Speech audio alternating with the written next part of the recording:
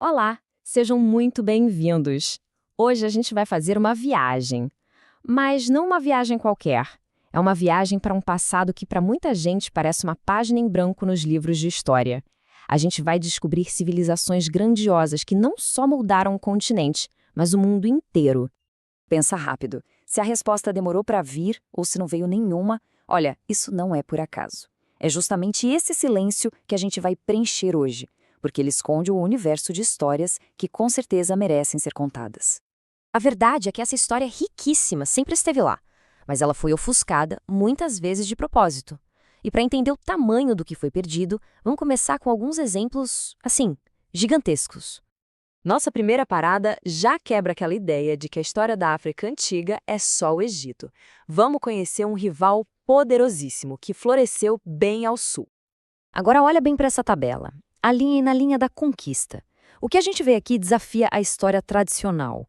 Kush não era só um vizinho, sabe? Foi uma superpotência que, no seu auge, conquistou o Egito e botou no poder a sua própria dinastia de faraós. É isso mesmo, faraós negros governaram todo o Egito por décadas. Isso muda completamente a perspectiva de tudo, não é verdade? E de onde vinha tanto poder? Bom, Kush controlava rotas comerciais vitais de artigos de luxo, ouro, incenso, ébano. Eles deixaram para trás centenas de pirâmides, lá no atual Sudão, um testemunho incrível da sua grandeza.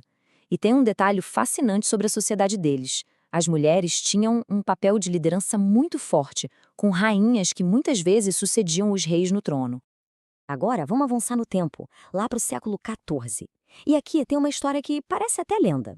Para ter uma ideia da escala da riqueza na África Ocidental, a gente precisa conhecer Mansa Musa, o imperador do Mali.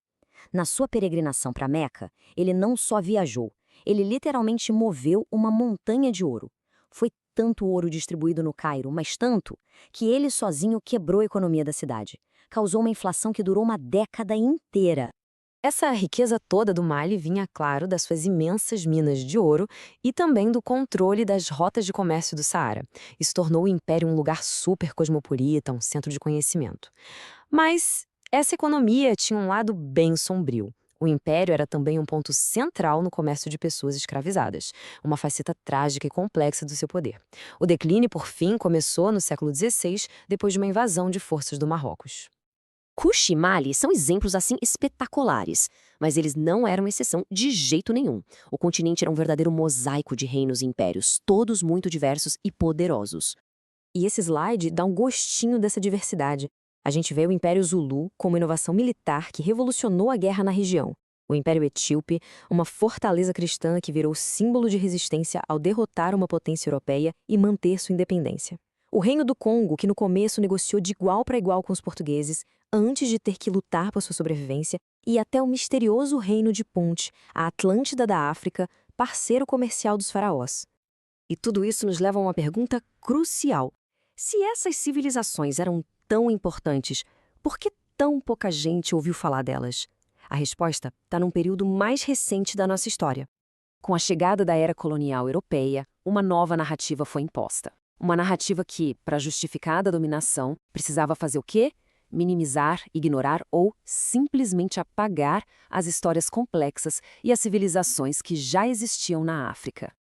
Essa citação de um historiador britânico bem influente ela resume perfeitamente a mentalidade da época. A ideia de que a história africana só começou com a chegada dos europeus e que tudo que veio antes era só escuridão. Essa visão foi ensinada por gerações e causou um dano profundo na percepção da história mundial. Mas, felizmente, essa não é o fim da história. A gente chega agora na parte final da nossa jornada, que é justamente sobre o movimento para resgatar e reescrever tudo o que foi apagado. A grande virada começou lá nos anos 60, e não por acaso foi na mesma época dos movimentos de independência por toda a África. Surgiu um esforço consciente de acadêmicos e ativistas para finalmente descolonizar a história.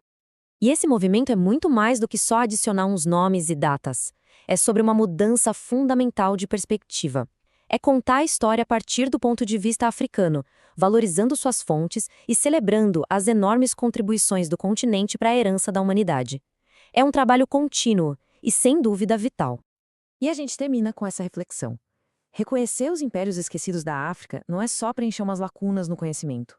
É entender que a história é, no fundo, uma narrativa construída. E aí fica a pergunta: quem tem o poder de construir essa narrativa e o que se perde quando só uma voz é ouvida?